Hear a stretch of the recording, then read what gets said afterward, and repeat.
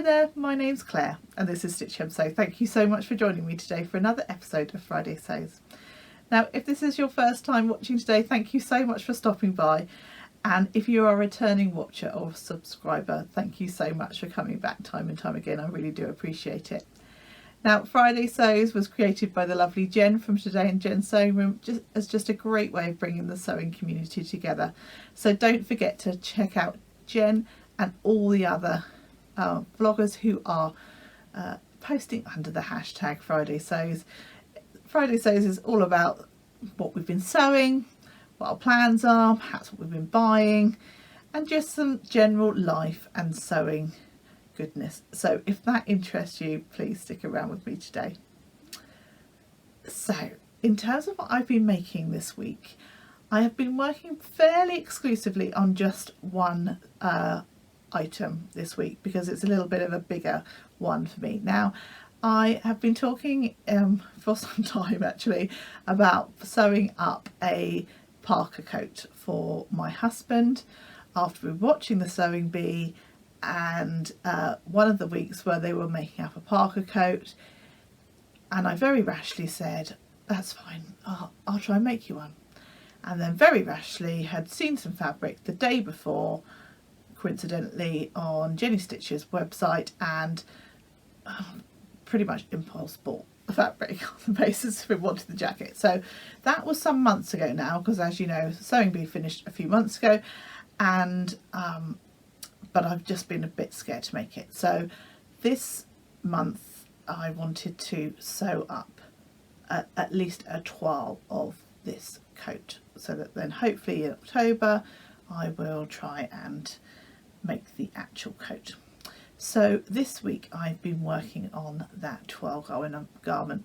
Now the pattern that I'm using is this. It's the S9052. I'll pop a picture, stock photo of it up there in case that's not showing up that well. And he's hoping for me to make the longer line. I'm not completely sure I've got enough fabric. Might require a little bit of pattern Tetris, so I will work that out now that I've made up the toile and go from there. If not, I will do the shorter length jacket. So I've literally sewn it up in a white sort of cotton bedding sheet type fabric, which is quite a lot thinner than the actual fabric that I'm using, but actually I'm using kind of a I guess it's a kind of a wax cotton type fabric, and so it's not, whilst this is much thinner, it's not so ridiculously different that I didn't think it would be usable. So yes, obviously this is literally a toile. It is never going to be worn as an actual garment. I haven't done things like, I haven't interfaced stuff when it's said to interface. I haven't put the zips in because I didn't think that was particularly necessary. There will be like a drawstring detail at the waist. Again, I haven't put any of those details in. I haven't put any buttons on, although I will be using poppers on the actual thing. I had I've made the hood, but I've just attached it with safety pins just so I could try the fit of the hood. But the actual hood is attached with a zip so that you can take it off if you want to. And all I've done is two of the pockets. Obviously there would be pockets on the other side, just to try out some of the techniques and look at the placement of the pockets. I've gone completely by the pattern details. I've gone for the largest size that this pattern does, which is the extra large size, and that gives you a finished garment measurement on the chest of 58 inches, which sounds like quite a lot, but obviously you need a reasonable amount on a coat. And obviously a parka isn't supposed to be a fitted coat, it's supposed to be quite a loose fit. So actually he's tried this on. It looks quite good. Obviously there's still a little bit of a punt because I'm not making it in such a lightweight fabric, but I think on the whole it's going to work out okay. Obviously this section will look a bit different because the zips and stuff will be in, but on the whole this has worked out okay, I think. I'll try and take a picture of it hanging up, but I mean it's not much. I really like this sort of vent detail that's going on the back by the sleeve. I think that's a really nice feature.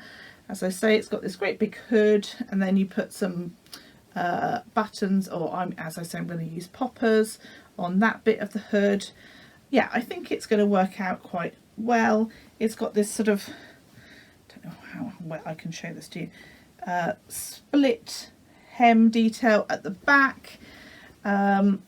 Yeah, I think it's going to work out okay. I haven't obviously finished any of the seams because I don't need to with a toile, and this fabric, once I've sewn up the actual toile, I will just you know, cut up for scraps and various different things. At some point this will get used for other bits and bobs, so it won't go to waste completely, the fabric.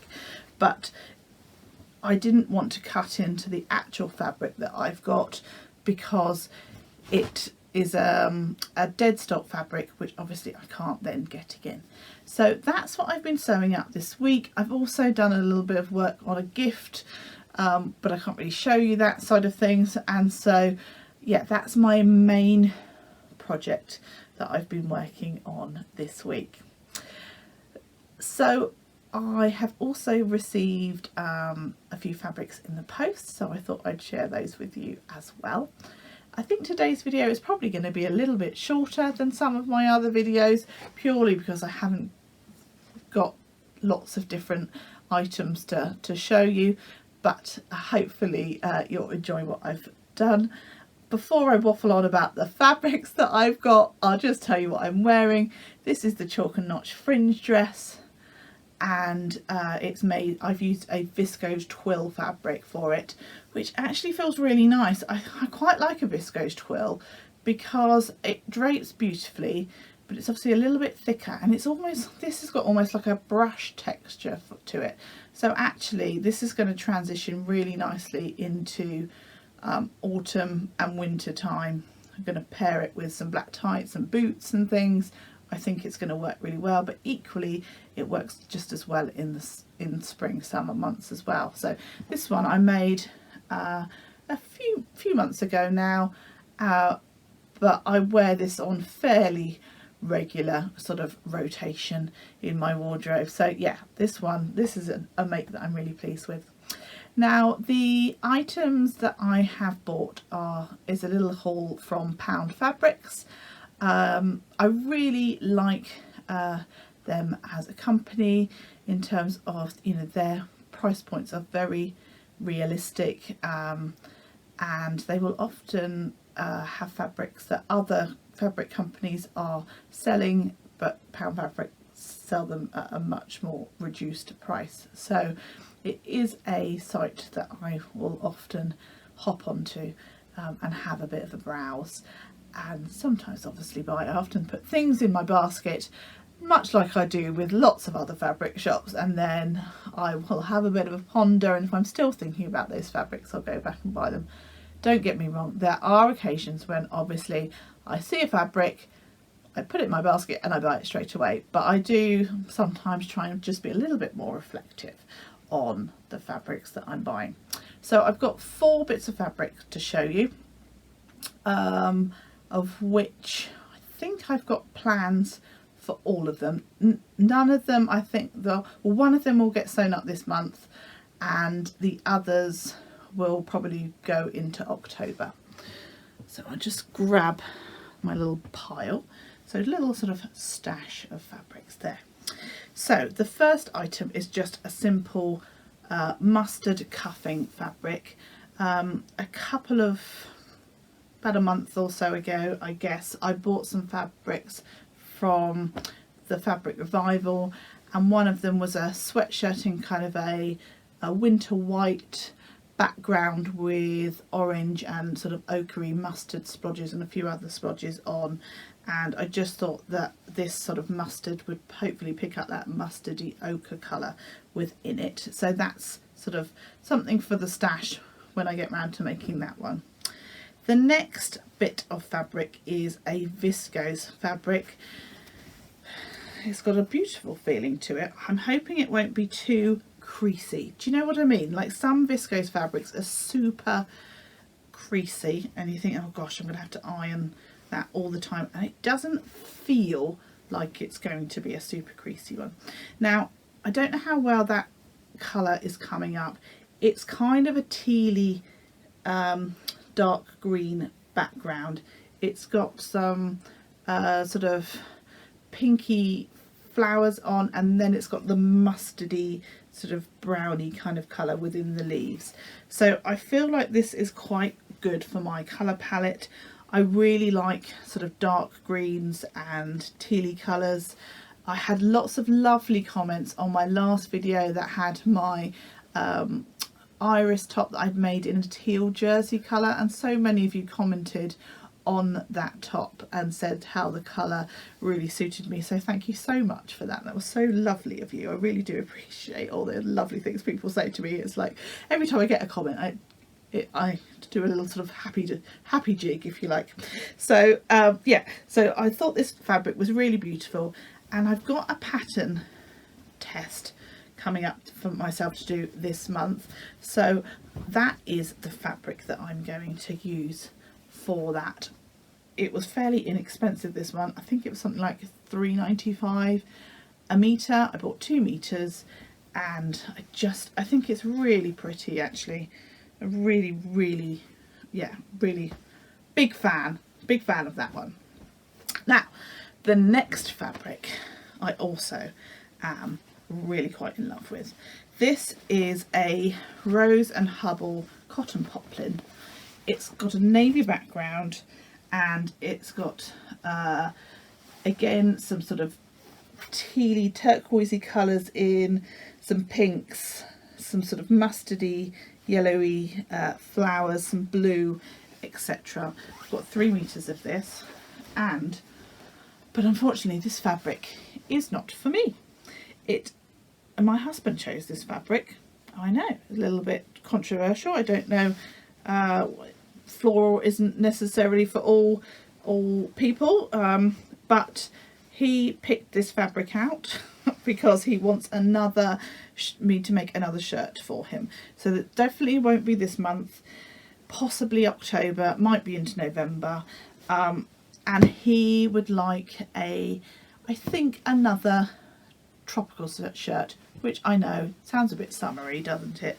But it's a short sleeved shirt by Wardrobe by Me, and I think that will work quite nicely. I know there's also a McCall's pattern that people are quite fond of, that you can sew up as a long sleeved shirt, so I may look to get that pattern as well, because perhaps you might like it as a long sleeve. And I've got 3 meters of this. It's not a particularly wide fabric, which is why I've gone for 3 meters. Now I say it's not a wide fabric. No, it's not particularly wide. So yeah, that's why I went for 3 meters of that one. So I said to him, because these only arrived in the post today, and I said to him when I opened it, are you sure you want this one? I really like it. But he said yes. So we'll see if I manage to win the game on this one, but I don't think so, because he did purposefully choose it for himself. And then the last fabric is a fleece. It's supposed to be an anti-pill polar fleece fabric. This one is for my older son, who asked me to make him a dressing gown. Moving into the colder months now, his dressing that he's had is ridiculously small for him now. I mean, it was small for him about 2 years ago, and now it's probably, well, it would fit my younger son, who's 3, and my older son is 7. He's nearly 8, and he's also uber tall, so it's still in the wardrobe, but yeah, I mean, if we put it on, it would be hilarious. So anyway, I prattle on. This fabric is to make him a dressing gown. I've bought 2 meters again of this particular fabric, and I'm going to find a lovely cozy dressing gown that will have a hood, because he loves a hood, and yeah, I'm going to see if I can find a pattern. Now I have come across one pattern. I saw it on the lovely Marissa's channel, the Umbrian Sewist, and she sewed up a pattern for her son, who's a similar age to mine actually, and that was a free pattern if I remember rightly. So I'm going to check that one out. But if anyone's got any recommendations for a kid's dressing gown, bathrobe, whatever you like to call them, that has got a hood, I think that's an essential feature for him, then please do let me know. That would be fantastic. And yeah, again, this will not be sewn up this month. It's probably likely to be October, pushing into November. Actually, it's his birthday in November, so maybe I will sew it up as part of his present. But he is fully aware of the fabric because he picked it himself. It wouldn't necessarily have been the fabric that I would have picked for him, but he really liked it, and hopefully that means that he will wear it and get lots of use out of it. Now the other thing that I've done this week, and actually I've only done that in the last sort of day or so, is to log on to the Stash Hub app, which is a way to store what patterns and fabric you've got, and you can do sort of fabric and pattern pairings. And this has been created by the lovely Yvette from Blossom Sandwich and her husband, and it's in their kind of sort of test stage at the moment. In the future it will be an app that you kind of pay a monthly charge for, I believe, not vast amounts of money, but obviously for the kind of the upkeep in relation to it. And so I've started to use that, which I think is going to be actually really useful. I have looked in the past into Trello, and for me, I don't know, there was something about it that just didn't pull me in enough to start looking at how to use it. Whereas Stash Hub, I mean, as I say, I've only been using it for the last day or so. I've started to pop in some fabrics. I've added these ones on this evening, and it's so user friendly, it's so simple. There's no kind of worrying, how do I use this? It is completely, it feels to me really intuitive. You just, you know, there's fabrics, you click, you want to add one, you can take a photo of your fabric.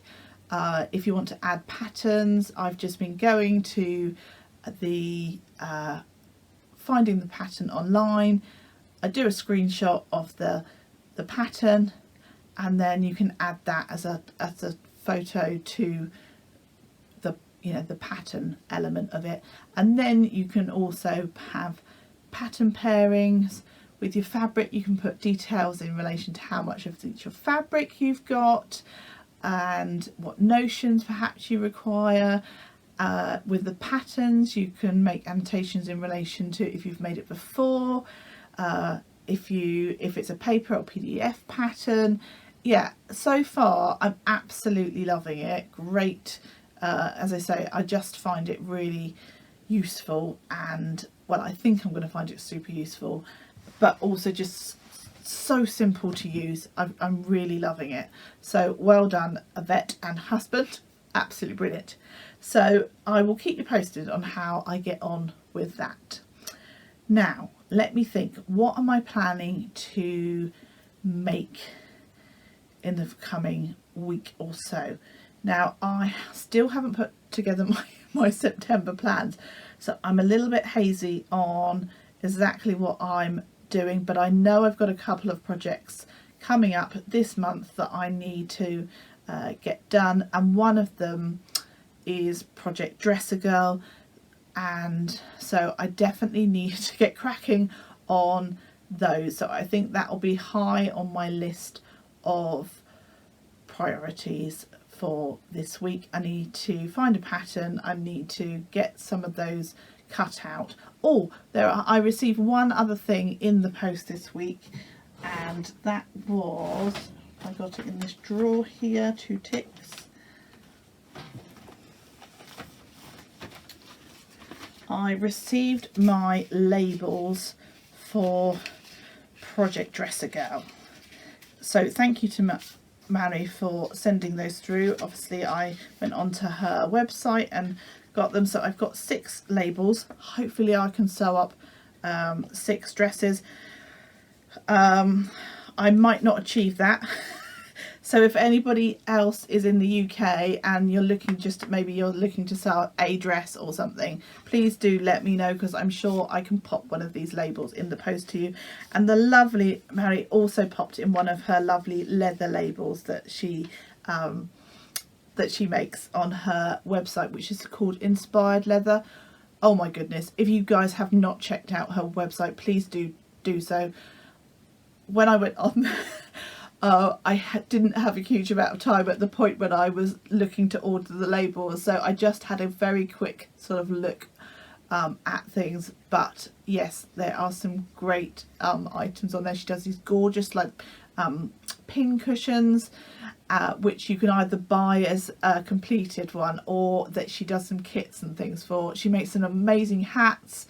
Yeah, do check out her website. I'll link it all in the description notes below. Anyway, she's made this really gorgeous little label that says Made with Love, and it's a leather label, and those are the Project Dresser Girl labels. If you haven't heard about Project Dresser Girl, it's a charity challenge, basically sewing up dresses for girls that are come from sort of very low income families, and the labels help to show people that these girls are being looked after and being kind of watched over, and to sort of keep them safe, because they obviously are quite vulnerable.